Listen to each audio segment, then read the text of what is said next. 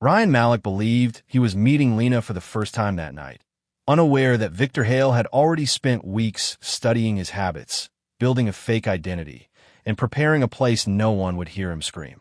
Ryan Malik had always considered himself careful. After his divorce, he focused on routine. He went to work, came home, cooked simple meals, and watched late-night documentaries until he fell asleep on the couch. Cedar Ridge was the kind of suburb where nothing unexpected seemed to happen. Clean sidewalks, trimmed lawns, and quiet streets gave him a sense of safety. But inside his apartment, the silence felt heavier each night. Friends encouraged him to move on and meet someone new. At first, he ignored the idea. He told himself he was fine alone. Still, the empty space across the dinner table and the untouched second pillow on his bed reminded him that he was not as content as he pretended to be. One evening, after scrolling through social media filled with engagement announcements and vacation photos, he downloaded a dating app. Creating a profile felt strange. He chose a recent photo, wrote a short description about liking tech podcasts and weekend hikes, and pressed submit. Within hours, notifications began appearing. Most profiles seemed rushed or insincere. Then he saw Lena's. Her pictures looked natural, not overly staged. She stood in front of a mountain trail in one photo and held a coffee cup in another. Her bio mentioned quiet bookstores and rainy afternoons. It felt genuine. When she sent the first message, it was simple and thoughtful. Over the next 2 weeks, their conversations grew steady and comfortable. She remembered small details about his work and his favorite music. When Lena suggested meeting in person, Ryan felt nervous but hopeful. It seemed like the fresh start he had been waiting for, something calm and promising after months of loneliness. Friday evening arrived with a calm orange sunset stretching across Cedar Ridge. Ryan left his apartment just after 7 p.m., locking the door behind him and adjusting his navy shirt in the hallway mirror. Security cameras captured him walking through the parking lot, glancing down at his phone one last time before sliding it into his pocket. He carried a small paper bag with a simple silver bracelet inside, a thoughtful but modest gift.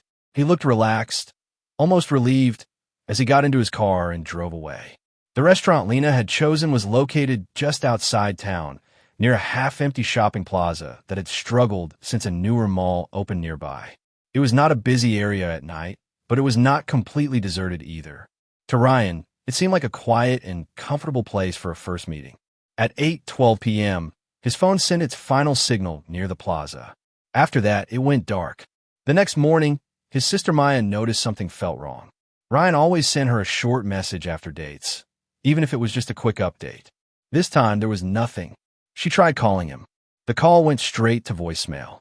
She assumed his phone battery had died, but as the hours passed, her concern grew heavier. By Sunday afternoon, Ryan had not shown up for work and had not responded to anyone. Maya drove to his apartment. His bed was neatly made. His wallet and spare keys were missing, but nothing else seemed disturbed. Panic replaced doubt. When police located his car behind an abandoned grocery store 5 miles from the restaurant, the situation shifted from worrying to terrifying. The vehicle was locked. The interior was untouched. Ryan, however, was gone. Detectives quickly realized that Ryan's phone would be the key to understanding what happened. Without it, they had to rely on digital backups and records from his service provider. Subpoenas were issued within hours. His call logs showed no unusual activity before the date. The only consistent contact in the days leading up to Friday night was Lena. When investigators contacted the dating app company, they discovered Lena's profile had been permanently deleted at 9:03 p.m. on the night Ryan disappeared. The timing raised immediate suspicion. Accounts are often deleted, but rarely within minutes of a planned meeting. The company provided login data connected to the account. The IP address traced back to a public Wi-Fi network at a cafe in downtown Cedar Ridge. Surveillance footage from that cafe showed dozens of customers coming and going during the day Lena's account was created. Most were regulars, students, remote workers, retirees. One figure stood out. A man in his late 30s sat alone at a corner table with a laptop. He stayed for nearly 3 hours. Security logs confirmed that his device connected to the network at the exact moment Lena's profile was registered. Investigators enhanced the footage and captured a partial image of his face as he lifted his cap to wipe his forehead. Facial recognition software matched him to a local resident named Victor Hale. The discovery shifted the direction of the case completely. Further analysis of Lena's photos revealed something else disturbing. The images were stolen from a social media account belonging to a woman living in another state. She had no connection to Ryan and no knowledge her photos were being used. Lena had never existed. The friendly messages, shared interests, and carefully timed responses were all part of a digital mask. Ryan had not been speaking to a woman preparing for a date. He had been communicating with someone else entirely. Once Victor Hale's name entered the investigation, detectives began reviewing older missing persons files. They searched for cases involving men who had vanished after online dates. It did not take long to find a troubling connection. 2 years earlier, a 35-year-old accountant named Daniel Harper had disappeared under similar circumstances. Daniel had told coworkers he was meeting someone he had matched with online. His car was later found parked near an empty construction site on the edge of town. His phone was never recovered.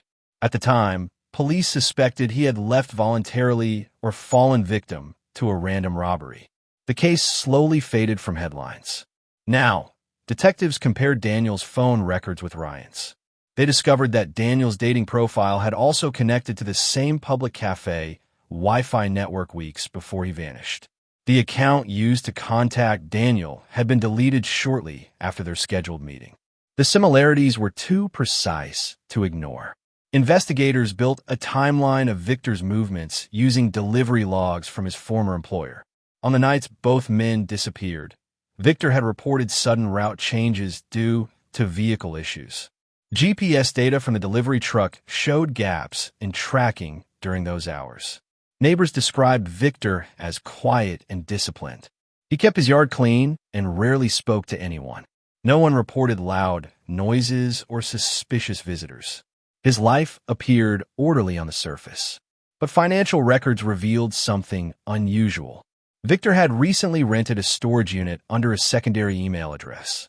The rental began just weeks before Daniel disappeared. Police obtained a warrant and searched the unit. Inside, they found heavy plastic sheeting, cleaning chemicals, and restraints. The case was no longer a disappearance. With the warrant approved, investigators entered Victor Hale's garage carefully, documenting every detail. The space appeared organized at first glance. Tools were neatly arranged on the wall. Shelves were labeled. The concrete floor looked recently scrubbed. In the far corner stood a large industrial freezer, secured with a heavy padlock. When it was opened, officers discovered items carefully placed inside plastic containers. Wallets, watches, belts, and several mobile phones were stacked in rows. Each item had been wiped clean, but serial numbers and hidden identifiers allowed forensic teams to trace them back to missing persons reports. Among the devices was Ryan's phone, confirmed through its unique identification code. Digital experts extracted data from the recovered phones. Though many files have been deleted, fragments remained in cloud backups. Photos taken in a dimly lit basement showed concrete walls, a drain in the floor, and a single metal chair bolted down. The images contained hidden metadata pointing to a warehouse district on the outskirts of Cedar Ridge. Police located the warehouse rental agreement under Victor's name, signed 6 months earlier. When they forced entry, the air inside smelled sharply of bleach. The basement matched the photographs exactly.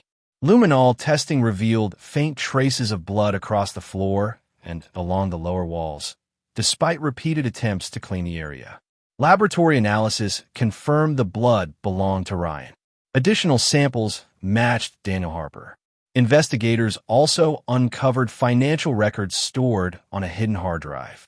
Small transfers had been made from the victims' banking apps after their disappearances, routed through temporary online accounts before being withdrawn in cash. The evidence formed a clear and chilling picture. Victor Hale had prepared every step with precision, believing careful cleaning and deleted files would erase his crimes.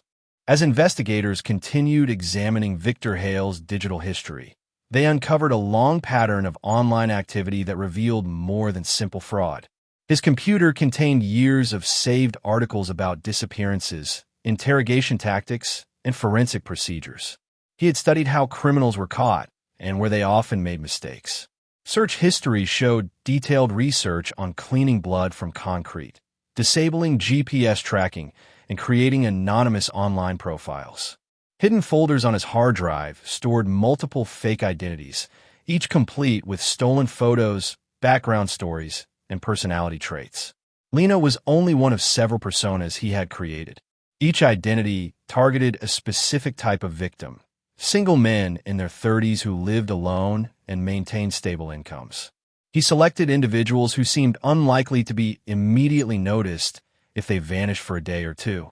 Financial records revealed a calculated system. After gaining access to his victims' phones, Victor transferred modest amounts of money rather than large sums. The withdrawals were small enough to avoid instant fraud alerts, but significant enough to accumulate over time. The funds were moved through prepaid debit cards and temporary online wallets registered under false names. Psychological analysts reviewing his online posts found expressions of resentment and deep insecurity. He followed forums filled with hostility toward people he believed were more successful or socially confident. Over time, his anger evolved into a desire for control. Creating false relationships allowed him to manipulate trust. Isolating his victims gave him complete dominance. Victor's planning showed patience rather than impulse. He waited weeks before arranging meetings. He selected locations near properties he had already prepared. He disabled tracking devices in his vehicle during key hours. The courtroom was filled every day of the 6-week trial.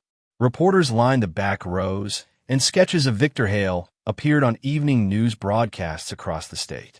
He sat quietly beside his attorneys, expression steady, rarely looking toward the victims' families seated only a few feet away.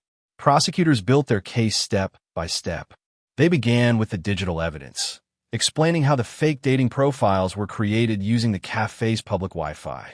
Surveillance footage showed Victor present at the exact times the accounts were registered. Experts demonstrated how deleted data from recovered phones was restored through cloud backups, placing both Ryan and Daniel inside the warehouse basement. Forensic specialists described the blood evidence found in the concrete floor despite repeated chemical cleaning. They explained how trace amounts could survive even aggressive attempts to erase them. GPS analysts presented delivery truck records showing gaps in tracking during the critical hours when both men disappeared. Those gaps aligned precisely with cell tower data, placing Victor near the warehouse district. Financial investigators detailed the small but consistent transfers made from the victims' accounts. The pattern showed planning rather than panic. Each transaction led back to prepaid cards purchased with cash, but store security footage connected those purchases to Victor. The defense attempted to argue that no direct video captured the crimes themselves. They suggested the evidence was circumstantial and open to interpretation. However, the prosecution emphasized the pattern linking every piece together: digital trails, physical evidence, financial records, and location data, all pointing to the same individual. After 2 days of deliberation, the jury returned unanimous guilty verdicts on charges including kidnapping, murder, and financial exploitation. After the trial ended, Cedar Ridge struggled to return to its usual calm routine. News vans eventually disappeared, and headlines shifted to other stories, but the impact of the case remained. Residents who once felt secure in their quiet suburb now looked at everyday places differently. The cafe downtown, once known for its relaxed atmosphere, became a reminder of how something ordinary could hide something dangerous. Ryan's family focused on honoring his memory rather than allowing it to be defined only by tragedy. His sister Maya organized community events centered on online safety awareness. She worked with local schools and colleges to educate students about digital deception, identity theft, and the importance of meeting new people in safe public settings. Attendance at these events grew quickly as people realized how easily trust could be manipulated through a screen. Dating apps responded by strengthening verification systems and encouraging users to confirm identities before meeting in person. Safety tips were updated, and reporting tools became more visible. Experts discussed the case in podcasts and documentaries, highlighting how technology can connect people but also create opportunities for those with harmful intentions. The warehouse where the crimes occurred was eventually demolished. The empty lot was later purchased by the city and converted into a small memorial garden. A simple plaque carried Ryan's name alongside Daniel's, reminding visitors of the lives lost. The case left behind a powerful lesson. Danger does not always appear threatening at first glance. It can arrive through friendly messages, shared interests, and carefully crafted profiles. Ryan believed he was stepping into a new chapter of happiness,